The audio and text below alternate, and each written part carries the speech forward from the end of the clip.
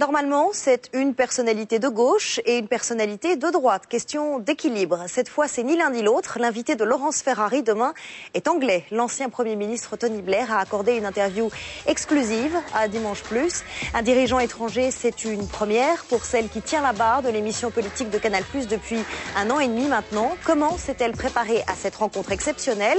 Comment vit-elle cette deuxième saison de Dimanche Plus? Nous allons lui demander. Laurence Ferrari, merci. Bonjour Charlotte. Bonjour, merci beaucoup d'être venue sur le plateau de Plus Clair. Vous avez donc interviewé Tony Blair jeudi. C'était à la Sorbonne. Il était venu à Paris pour un colloque. Alors c'est un colloque sur la voie progressiste. Rendez-vous organisé par Éric Besson, secrétaire d'État à la prospective.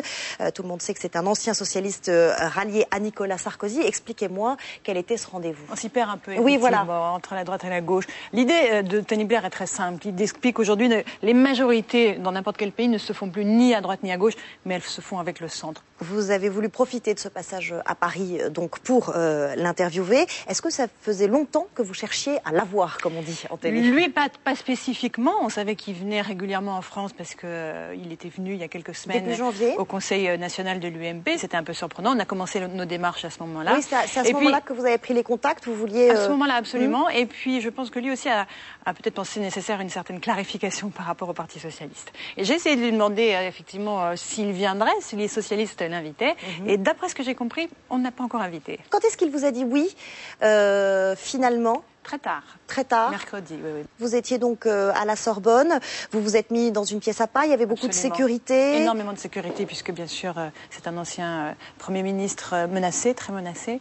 Mais à part ça, contact extrêmement simple, extrêmement direct, extrêmement professionnel. Ça crée un événement hein, quand Tony Blair est interviewé en exclusivité pour Dimanche Plus. Est-ce que justement c'est simplement un coup ou vous voulez renouveler l'expérience? Non, on souhaite le renouveler, mais dans la mesure du raisonnable. On aimerait bien évidemment voir les candidats américains côté républicain et côté démocrate. Barack Obama, par exemple. Barack Obama, Hillary Clinton, que le meilleur gagne.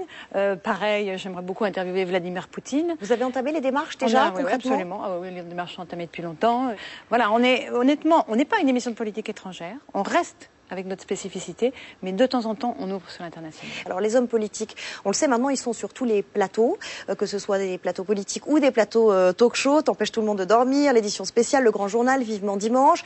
C'est la bagarre pour avoir les hommes politiques sur les plateaux. Je crois que chaque émission a sa spécificité. Encore une fois, nous sommes une émission purement politique et ils le savent. Quand on vient à Dimanche Plus, on vient parler de fond, on vient parler programme, on vient parler conviction. Après, il y a des émissions où on travaille l'image. Et ça, je trouve que c'est très important pour eux, pour les politiques. Ils ont besoin de travailler le côté humain, le côté paillettes, le côté... Voilà. Nous, ils savent très bien ce qu'ils viennent faire chez nous. Quand François Fillon vient en début de saison pour lancer la réforme des régimes spéciaux, il sait que ça va faire un big bang dans la classe politique et il sait très bien pourquoi il vient dans Dimanche Plus. Quelles sont les autres contraintes quand ils viennent sur votre plateau? Des contraintes toutes bêtes? Est-ce qu'il y en a? Très peu de caprices. Non, très peu de caprices, vraiment. Je m'attendais à avoir plus de divas que ça. Non, c'est plutôt sympa, cordial. Ségolène Royal reste régulièrement après avec toute l'équipe pour boire un verre. Non, il y a une bonne ambiance, vous savez, dans Dimanche Plus. Donc ils sont plutôt... et il n'y a jamais eu de caprices, non. Il n'y a pas des équipes qui sont un peu plus envahissantes que d'autres Quand ce sont des ministres en charge ou un Premier ministre, effectivement, c'est lourd parce qu'il y a toutes les équipes de déminage qui passent le matin, il y a une sécurité importante. Mais vous avez un Lionel Jospin qui arrive tout seul ou presque. Et là, le contact est immédiat et très simple. La frontière entre la vie publique et la vie privée, elle est de plus en plus floue chez les hommes politiques. Comment vous, dans votre émission Dimanche Plus, vous fixez la limite? On la fixe très simplement. On ne s'intéresse qu'à ce qui touche à la politique.